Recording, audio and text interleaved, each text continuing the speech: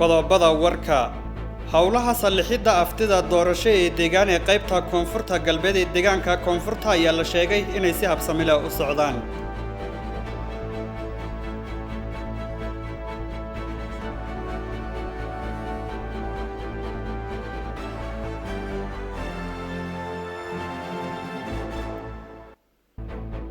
golaha ammaanka ee qaramada midoobeyna waxa ay ka shirayaan xaaladda ka dhex aloosan dalalka Israa'iil iyo Falastiin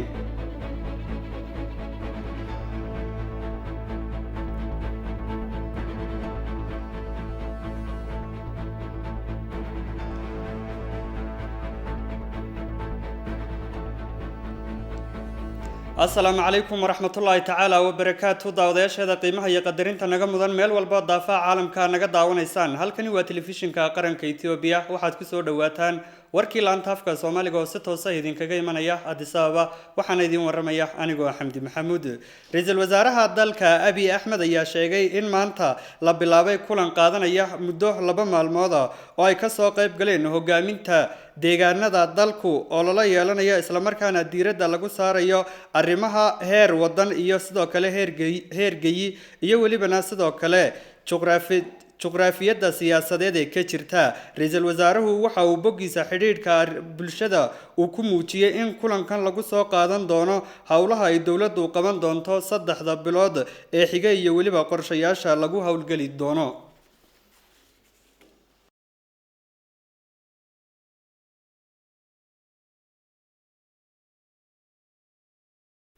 xafiiska mashruuca salixidda aftida deegaanimo ee qaybta koonfur galbeed ee deegaanka koonfurta ayaa sheegay inay si habsami leh ugu socdaan hawlahaasi wariyahayga Cabdullaahi Raabe ayaa faafahinaya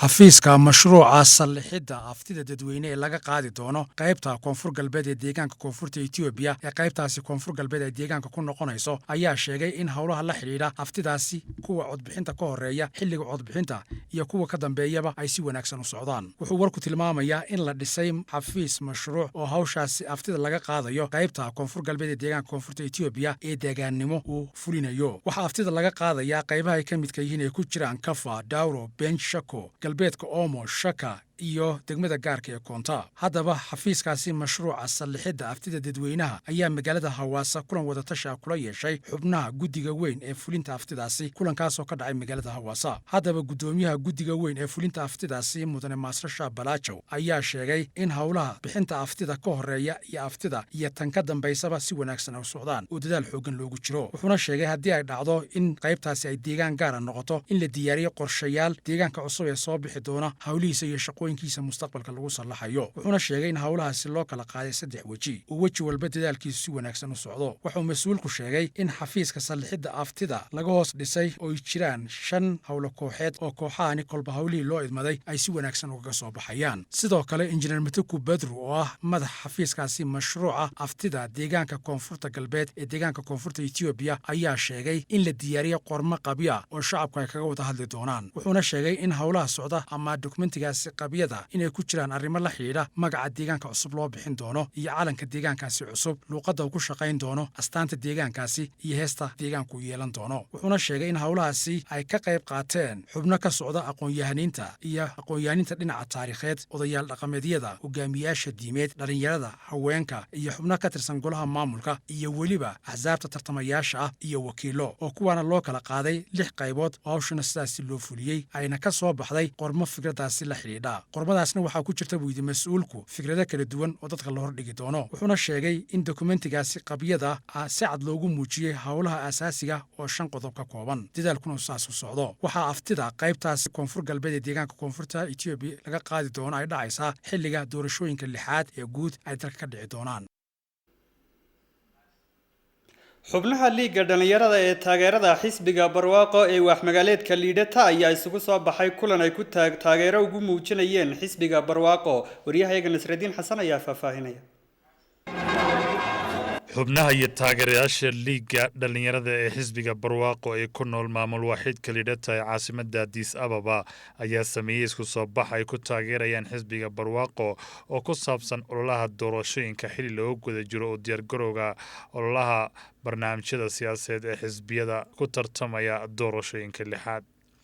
inta uu socday dibadbaxani ayaa taageerayaashu waxay ku dhawaaqayeen aanu ka soo baxna mas'uuliyaddeena ku aadan horumarka dalka. waanu dhammaystiranaa biyo-xidheenka Abaay iyo erayo kale. mudane Takle Baqale oo ah madaxa xafiiska xisbiga barwaaqo ee ismaamulka Addis Ababa oo ka qayb galay dibadbaxan ayaa ugu baaqay dhalinyarada inay ka qayb qaataan halganka lagu dhisayo dalka si looga guuleysto kooxaha doonaya inay dib u dhac ku keenaan horumarka Itoobiya. ወጣቶች ይህንን ተገንዝበው መጪው ጊዜ dhalinyartu waa inay fahmaan kooxaha caqabadaynaya horumarkeenna isla markaana ay ka hortagaan isku dayga la rabo in lagu burburiyo dalka. waa waajib idin saaran in aad u istaagtaan midnimada qarankeenna iyo dhismaha jiritaanka Itoobiya. geesteeda Marwashitaye Maxamed oo ah gudoomiyaha maamul waaxidka lidhata ee Addis Ababa ayaa kula dardaarantay shacabka inay doorkooda ka qaataan sidii loo hirgelin lahaa doorasho dimuqraadi xor iyo xalaal ah isla markaana xisbiga barwaaqo uu doonayo in la qabto doorasho nabadgelyo ah oo muwaadiniintu ay codkooda ku doortaan hogaamiyaha barito. qaar ka mid ah ka soo qaybgalayaasha isku soo baxan lagu taageerayay xisbiga barwaaqo ee doorashada lixaad ayaa xusay inay doorkooda ka qaadanayaan hirgelinta hanaanka doorasho loo dhan yahay sidoo kalena ay isgarab taagayaan buuxinta dhismaha biyo-xidheenka dib u curashada Itoobiya. ugu dambeyn waxaa halkaasi isku bartay mas'uuliyiinta xisbiga barwaaqo ee u matalaya maamul waaxidka lidhata doorashooyinka iyo bulshada caasimadda. xisbiga barwaaqo ayaa dhalinyarada ku nool waax magaaleedka Boole u qabtay kulan ay kaga wada arrinsanayeen doorka ay dhalinyaradu ku leedahay doorashada soo socota. mar kale wariyahayga Nasradiin Xasan.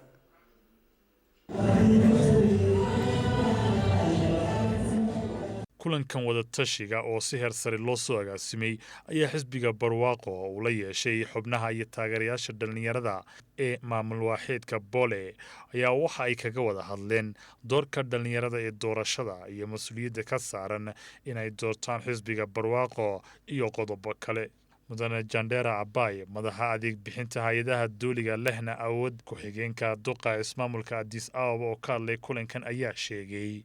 in dhalinyaradu ayna ahayn kuwa loo adeegsado siyaabo qaldan hase haatee looga baahan yahay inay ka soo baxaan doorka kaga aadan sidii doorashadu ay u noqon lahayd mid dimuqraadi ah oo ku dhammaata hab nabadgelyo. ወጣቶቻችን ለልማት ነው እንጂ የሌሎች አጀንዳ ማራገፊያ እንዲሆኑና ህይወታቸውን እንዲያጡ አንፈልግም። መጠበቅ ma doonayno in dhalinyaradiina loo adeegsado qorshayaal ay ku waayaan naftooda laguna burburiyo balse waxaanu rabnaa inay noqdaan kuwa horumarka ka shaqeeya. waxaan idinku baaqayaa inaad isgarab taagtaan xisbiga barwaaqo xilliga doorashada si loo xaqiijiyo jiritaanka iyo horumarkeena. mudane Makonnen Abaay gudoomiyaha maamul waaxidka Boole iyo madaxweyne ku-xigeenka ahna madaxa xafiiska liiga dhalinyarada federaalka oo ka hadlay kulankan ayaa ugu baaqay dhalinyarada in ay fahmaan waaqica dhabta ee ka jira dalka isla markaana looga baahan yahay inay doorkooda ka qaataan sidii loo yeglili lahaa jiritaanka iyo wada noolaanshaha shucuubta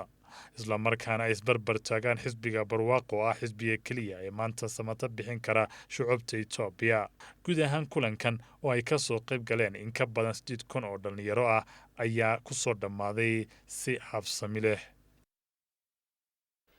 وهاجاك داوديال ولي waxaa si toos ah u daawanaysaan wararka laanta afka Soomaaliga ee telefishinka qaranka. isticmaalayaasha ayaa soo dhaweeyay hospitaalka Arbaaminjo oo tayadiisa iyo adeeg bixinta caafimaad kor u qaaday. wariyahayga Maxamed Maxamuud ayaa faahfaahinaya.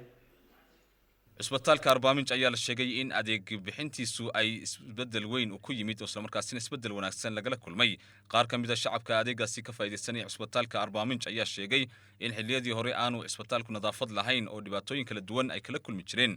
oo isla markaasina marka ay adeega u soo doontaan aanay xitaa gudaha gali kari jirin oo banaanka ay ku sugi jireen si ay adeega isbitaalkaasi uga helaan. mid ka mid ah dadka adeegaasi ka faa'iideysanaya isbitaalka dhex jiifa ድረስ ተሻሽሏል። አርባምንጭ ሆስፒታል እኔ ባየው shaqaalaha hoose ilaa dhakhaatiirta sarsare adeeg wanaagsan oo fiican ayayna siiyaan. Cisbitaalka Arbaamij xilligii hore dhibaatadii iyo waliba adeeg xumadii ka jirtay imika kama jirto. ilaa 5 dhakhtar ayaa mar walba iga warhaya xaaladda caafimaadkayga. Maarayaha guud ee cisbitaalka ayaa waxa uu tilmaamayaa in adeegyadii caafimaadka ee rifarka loogu diri jiray meelaha kala duwan iyo daweynta lafaha ee imika ka hor loo diri jiray meelaha kale 100% la bilaabay in lagu daweeyo cisbitaalkani sidoo kale waxa uu sheegay inuu caan ku yahay dhinaca daweynta xanuunada gubniinka ama dabku markuu qofka gubo daweynta lagu sameeyo arrintaasina uu caan ku yahay cisbitaalku. waxaana uu sheegay maarayuhu in dadaal weyn loogu jiro sidii qalabyada kala duwan ee ka dhiman ee ka dayactiran loogu dhameystiri lahaa iyadoo ay wasaaradda caafimaadka iyo waliba hay'adaha deeq-bixiyaasha la kaashanayo dadaal weyn loogu jiro sidii cisbitaalka loo soo gaarsiin lahaa qalabyada kala duwan ee ka dhiman. haatanna wararka deegaanka wafdi uu hogaaminayay wasiir ku-xigeenka xafiiska caafimaadka dowlad deegaaneedka Soomaalida ayaa soo kormeeray xusbitaalka Fiiq warkan aanu ka helay wakaaladda warbaahinta deegaanka aanu talowno. مسؤولينتن hogaaminaya wasiir ku-xigeenka xafiiska caafimaadka ee dowlad deegaanka Soomaalida Dr. Sharbaaka Shariif Bulle ayaa markii ay gaadheen degmada Fiiq ee xarunta gobolka Erar waxay soo kormeereen waaxaha adeeg bixineed ee hospitaalka magaalada Fiiq oo muddooyinkii u dambeeyay shacabka magaalada Fiiq ay ka sheegeen hayeen adeeg xumo ka jirta waaxaha hospitaalkaasi. intaasi kadib mas'uuliyiintan ayaa waxay kulan la yeesheen shaqaalaha ka howlgala hospitaalka magaalada Fiiq waxaana ugu horeyn uga warbixiyay ujeedada socdaalkoodan iyo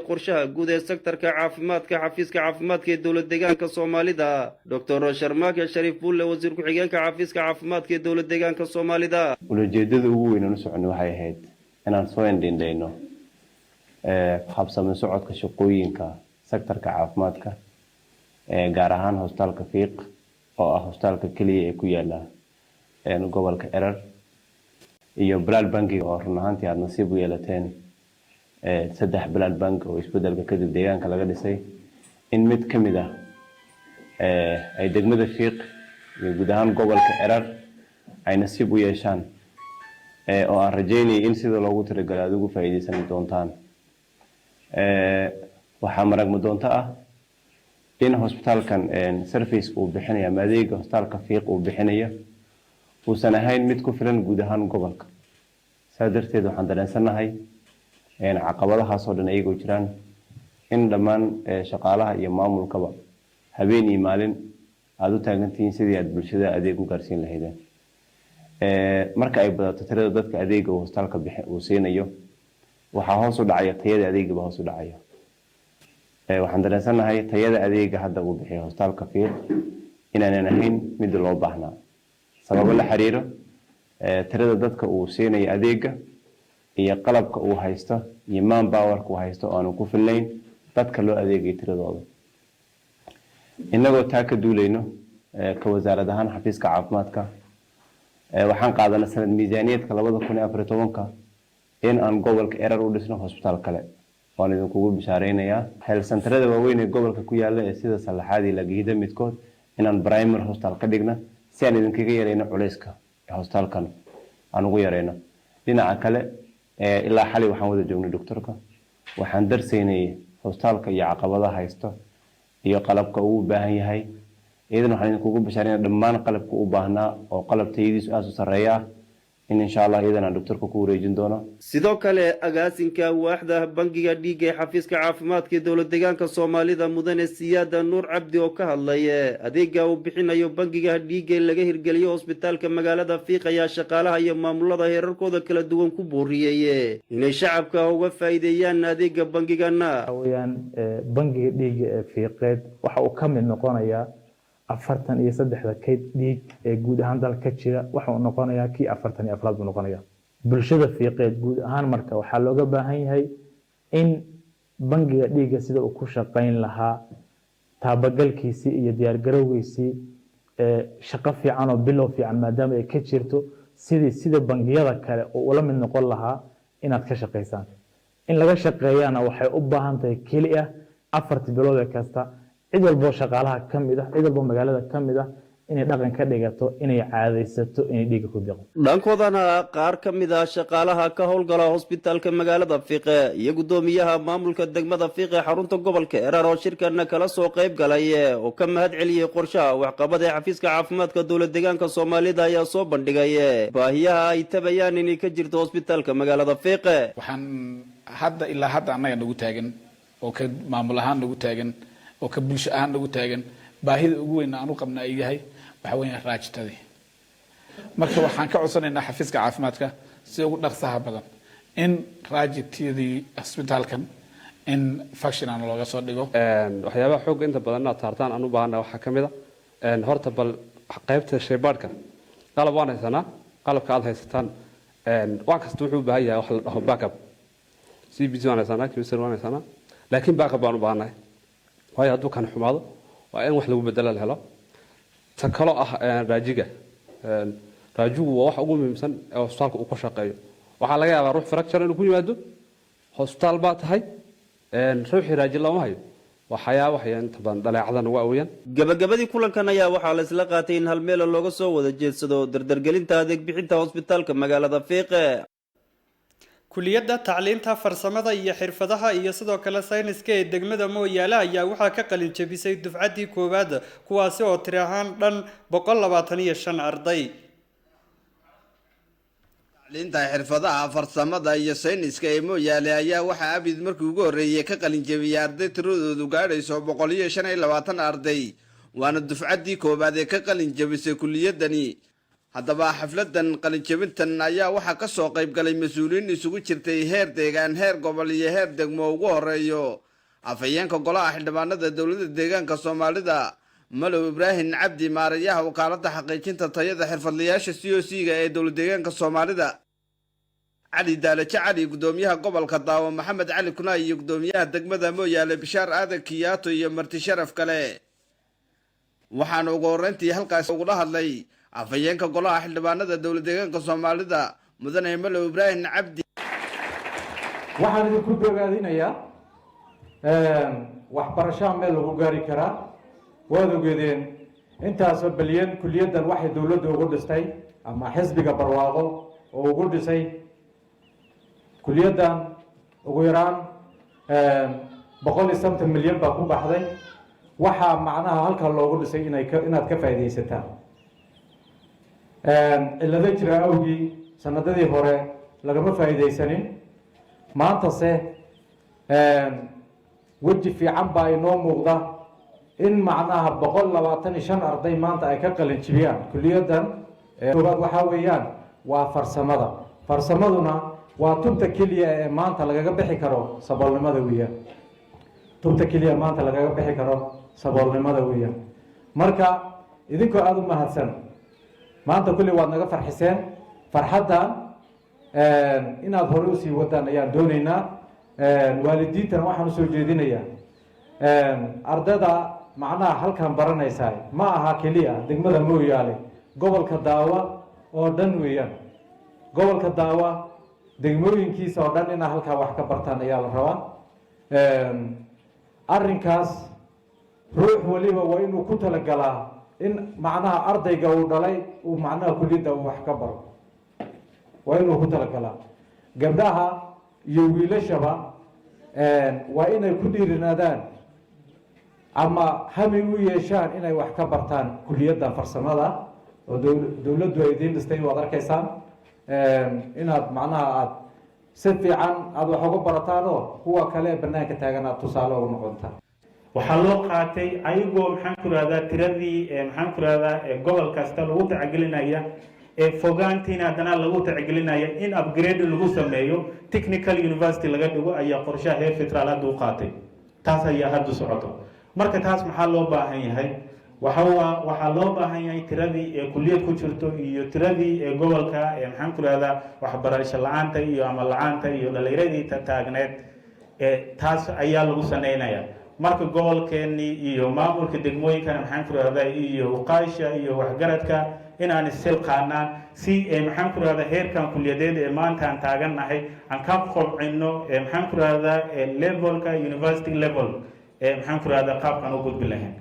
qaabkaas maxaan ku rahdaa fogaanta haddii la yidhaahdo iyo qaabka maxaan ku rahdaa fursadaha waxbarasho haddii loo eego dhammaan gobolyaasha 11 gobol ee deegaankeena haddii la eego gobolka ugu fog ee maxaan ku rahdaa ayaa nahay marka haddii la yidhaahdo haddaan dadaalno tradeyaashaas maxaan ku rahdaa fursadayaasha dhalinyarada fursaddan u baahan aan kasoo qaybgelino farsamadan maxaan ku rahdaa aan kasoo qaybgelino inaan si maxaan ku rahdaa heerkaas unu sii dhaqaaqno haddii la yidhaahdo taasaan waan rajeynaya waxaan leeyahay marka dhammaan maxaan ku rahdaa dhalinyaradii maanta halkan ka qalijibinayso departmentation ee kala duwan shaqa abuurka iyo waxyaabaha loo baahan yahay oo dhan maxaan ku rahdaa xukuumaddan ay garab taagan tahay isku soo wadaduubo gabagabadii munaasabadan qalinjabinta ayaa waxa ugu dambeyntii halkaasi shahaado sharafyo iyo abaalmarino kala duwan lagu guddoonsiiyey ardaydii ugu firfircooneyd iyo sidoo kale xafiiska waxbarashada degmada Mooyaale xafiiska beeraha degmada Mooyaale iyo xafiiska nabadgelyada ee degmada Mooyaale haatana qodobka ugu dambeeya xilitabinteena wareed oo idinka hayno dalka dibadiisa golaha ammaanka ee ururka qaramada midoobay ayaa shir maanta ka yeelanaya isku dhacyada wali ka dhex socda Falastiin iyo Israa'iil wariyahayga Maxamed Maxamuud ayaa mar kale faafahinaya xaaladda Israa'iil iyo Falastiin ayaa la sheegayaa inay ka sii darayso dhimashada dadkuna ay gaadhayaan dad badan waxaana socotaa maalintii toddobaad ayay maraysaa weerarkaasi ka dhaxeeya dowladda Israa'iil oo beegsanaysa saldhigga sida sheegayso dowladda Israa'iil in ay kooxda Hamas ay hubka ku qarsato goobtaasi ay weerarka ku qaaday dabaqaasi uu ahaa saldhigga ay leeyihiin warbaahinta Al Jazeera iyo waliba Associated Press ay ku duqaysay waxaana dhinaca kale arrintaasi iyadoo laga duulayo golaha ammaanka hay'adda qaramada midoobay oo yeeshay shir degdeg ah oo arrintaasi wax laga qabanayo dhinaca kale waxa uu sheegaya ra'iisul wasaaraha dalkaasi Israa'iil Benjamin Netanyahu in ay tallaabo kasta oo la isku dayayo in ay iskaga difaacdo dalkeeda ay ku dhaqaaqayso beesha caalamka waxaan ugu baaqayaa in ay kooxda Hamas ay gantaalada ay nagula beegsanayso ay dhibaatooyin dadka rayidka ah ay ku beegsanayso dhibaatooyin kala duwan iyo khasaare kala duwan ay nogeysatay arrintaasi aan uga difaacnana waanu ka difaacinaa waanaanu iska celinaynaa dhinaca kale Ismaaciil Haniya oo madaxa arrimaha siyaasadda ee kooxda Hamas ayaa waxa uu tilmaamayaa in ay dowladda Israa'iil ilaa 15 sanadood ay cadaadis iyo weerar ay ku waday dowladda Falastiiniyiinta guud ahaan waxaa la sheegayaa in ay ku dhinteen ilaa 170 Falastiiniyiin ah halka ay 10 qof oo ka mid ah muwaadiniinta Israa'iil ay ku dhinteen dagaalkaasi ka dhaxeeya labada dhinac وهاك داود يا الوركي وانا انت عندي بدين حسوسية قضبضي وركا وقدور كورونا hawlaha salixidda aftida deegaannimo ee qaybta koonfur galbeed ee deegaanka koonfurta ayaa la sheegay inay si habsami leh u socdaan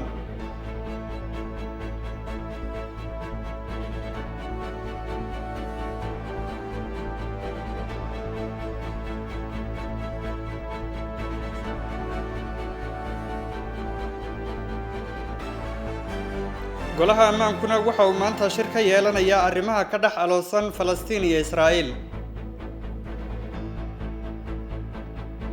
وهاجاك داوديال جود هامبا وحنو أنت سكوسا في مارينا وركي لانتافكا سومالي تلفزيون كقرنكا وحيدي ورمية هنيجو حمد محمود أنا خيارتك لا يقلق قيب قادة تبين توركم وحنو ذن كدا فينا نبت قليو